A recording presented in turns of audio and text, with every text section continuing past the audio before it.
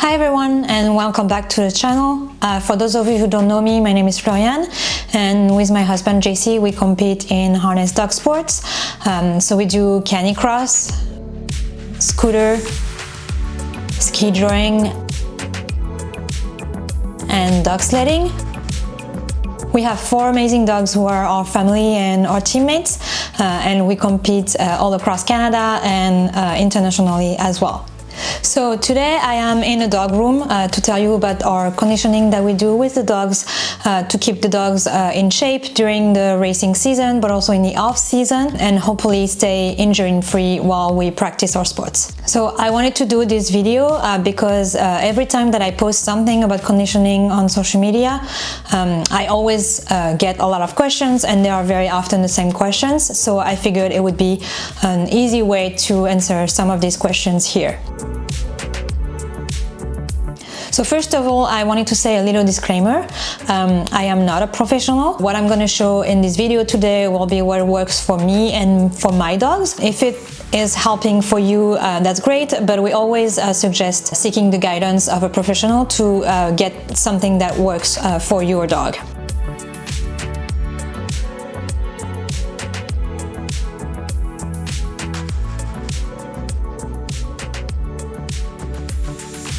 So let's get started. So the first question that I get asked quite often is how to get started. I know it can be quite overwhelming because there's a lot of exercises that are available, so it can be hard to navigate. If you are lucky to have a canine physiotherapist or a canine chiropractor, or even with your vet in the area, you can work with them to get an assessment of your dog and see if your dog has any areas of weakness that they need to work on, or get some guidance on what will work directly with your dog. So I will list some links in the description on where to find some professionals in your area. And so for us, that's actually how we got started. We started seeing a canine physiotherapist, and she introduced us to canine conditioning. She gave us some very basic exercises to start working on, and then as we got going, we incorporated conditioning into our routine, and we tried to do it at least once or twice a week, and then we evolved in the exercises as we got going. Stable before unstable. You always see on social media videos of dogs that are doing exercises on some fancy unstable equipment, but it is actually much harder for the dogs to do exercises on unstable platforms. So when you are a beginner, it's always best to start on a stable platform to make sure that your dog will learn the proper form of the exercises before they are ready to transition into something a little bit more unstable. So I will show you some of the equipments that we have a little bit later in the video, but you'll see that a lot of the platforms that we use are actually stable equipments.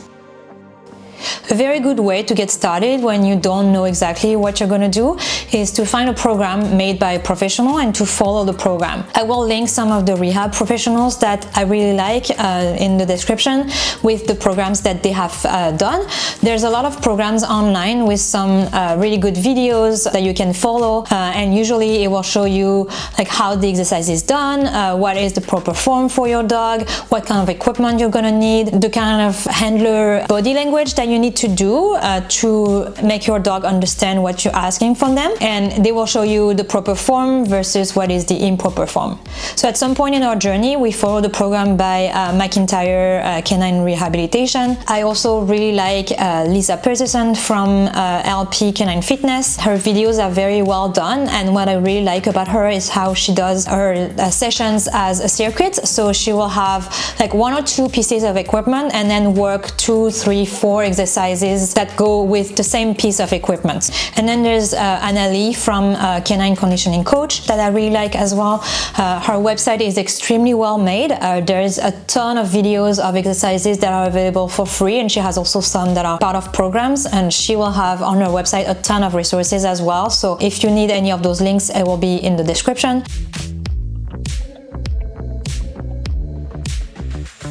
And that links to my next most popular question. Do we follow a specific program or just work through common exercises? So for this one, I would say it varies. Like each dog is different and will have some different needs throughout their lives.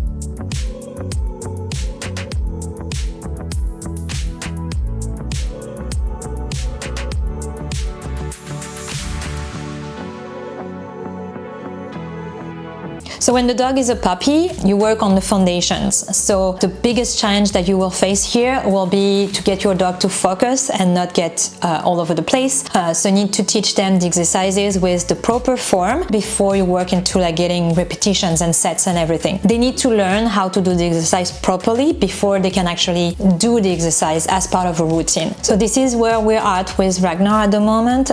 He's 2 years old and he's still very excited when we do the sessions. So patience is something that he does not like. It's important that they learn impulse control when they are younger, instead of just offering any behavior that they know in hopes that it will be the one that you're asking for. It also depends, as I was saying, on your dog's needs. So your dog may have some areas of weaknesses that you may be or may not be aware of. If you are aware that they have an area of weakness, then you're gonna need to work on specific exercises a little bit more often so that you can strengthen that area.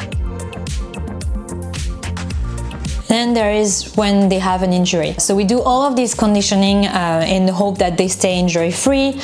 We do it as a prehab, but you can try to do everything that you can. At some point in their lives, your dog may end up being injured. And in that case, the conditioning will be with a completely different objective. It will become part of their rehab. So when our dogs get injured, we work very closely with our vet team so that they assess the dog. It's important at first, in the first stages of the injury, to not overload too soon. So we work very closely with our vet teams who will give us a specific program that is going to be specific to the injury, with some exercises that are very easy at first and then will gradually evolve on a weekly basis almost. And very often with an injury, the area of injury will remain a weak spot for your dog. So most probably the exercises that you will work during the rehab, you will keep incorporating them in your dog's routine even after they are healed, to continue strengthen that area.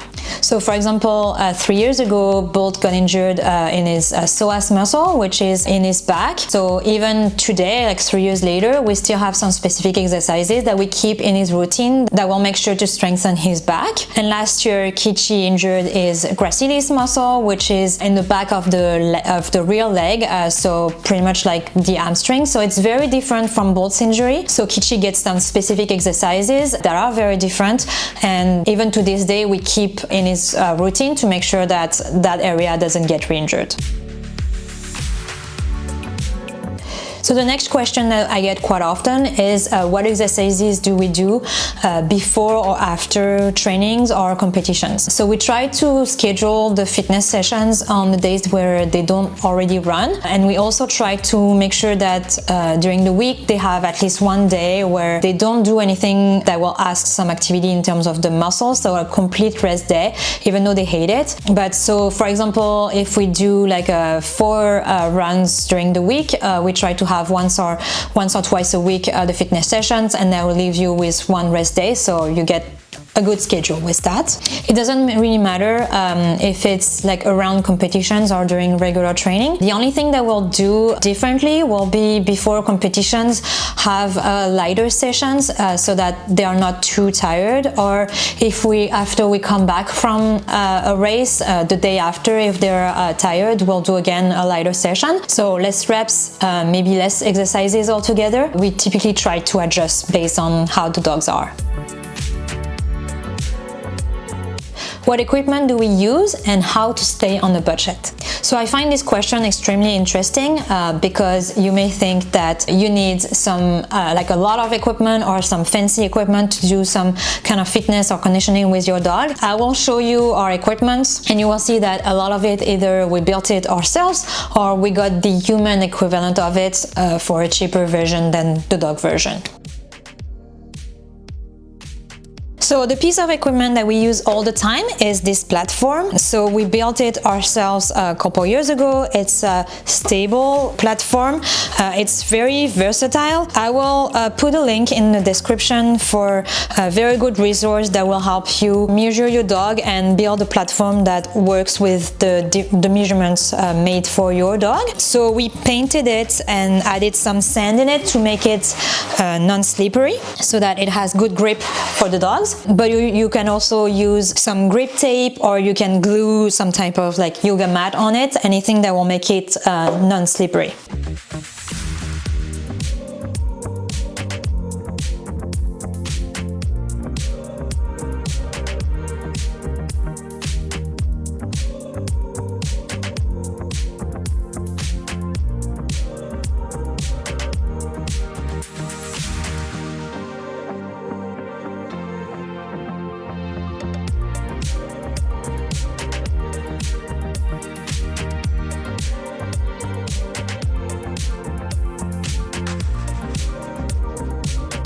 So a side note on the non-slippery aspect of it is you will need to make sure that the area where you do your exercise is set up with something that is non-slippery. There is no point in doing your exercises if your dog is gonna slip all the time. It might actually be worse because they may do the exercises like improperly, or like it might like strain the muscles like unnecessarily. So for us, what we have here is just like some foam pads on the ground, but you can also set up your area with like a yoga mat or even just a rug, like anything that will make it like a non-slippery surface will be just delimiting your area.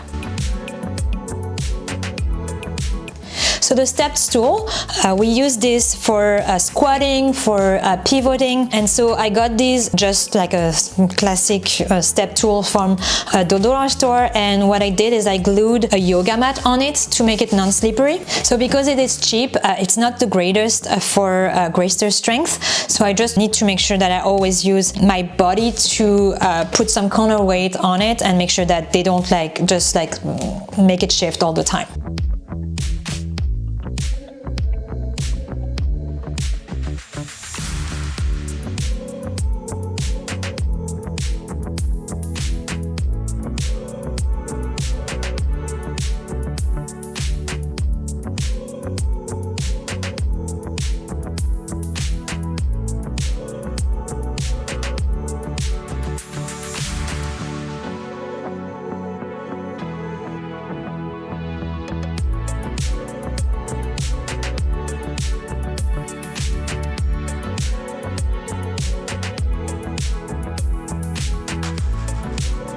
So then we have those foot targets. This is also a very valuable piece of equipment that we use in our sessions. So we just made these from like a piece of wood. And again, I just glued some yoga mats on both sides for more traction. So we use this quite a lot to work on like proper form, or to work on the oblique abs when we ask them to give us a paw, for example, but also for stretching the legs. So for example, with Kichi's injury, we incorporated a bow in his routine to ask them to stretch the legs, and this is something that we try to teach the other dogs as well, because I think it's a valuable exercise that they need to know. So these foam pads, they are a perfect in-between between stable and unstable. It is still like fairly stable while adding a little bit of instability for like a nice transition. So we got these just off of Amazon. You can find them, I think you can type in yoga foam pads and you can find some like for maybe 30 bucks Canadian. So the larger one was a little bit harder to find, but we use these for like some sitting endurance where we ask them to sit and we move around them for the balance, for example. And the regular size was just too small for the gracers to sit on them.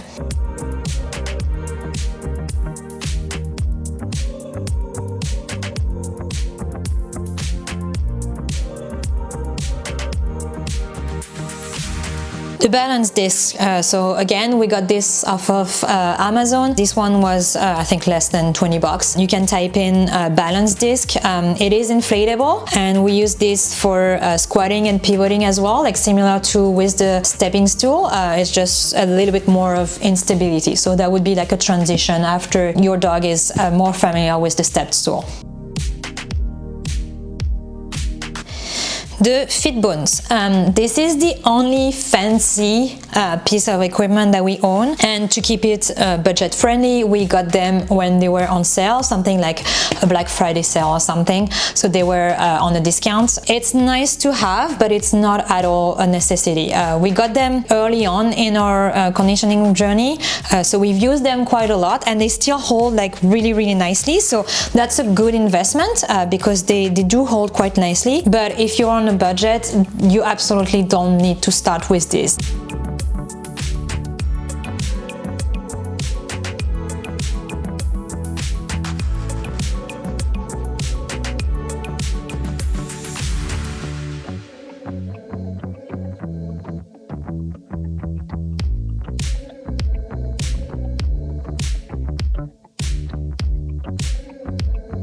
The food pods, so again, these ones, we got the human version of it of Amazon. I believe they are called balance pods. It's nice to work on like individual paw awareness because what you don't realize is that it's actually like really hard for them to realize that each of their paw can move individually, and particularly for the rear paws, for example. So this is a really good exercise to just ask them to stand on it and just to find them to place only one paw on each pod. The only thing that I will say about these is that you will need the human version if you buy it. If you buy the human version, because it's cheaper, is you will need to find something to put, again, something non-slippery on the bottom of it, because they are quite slippery otherwise. And so when your dog tries to like find them, if there is nothing, then they will spend the whole session just like kicking them away, and you will spend your entire session like just like retrieving them, resetting your position. So it will be a waste of time. So put something like non-slippery on the bottom of it to keep them like more stable when your dog tries to find it.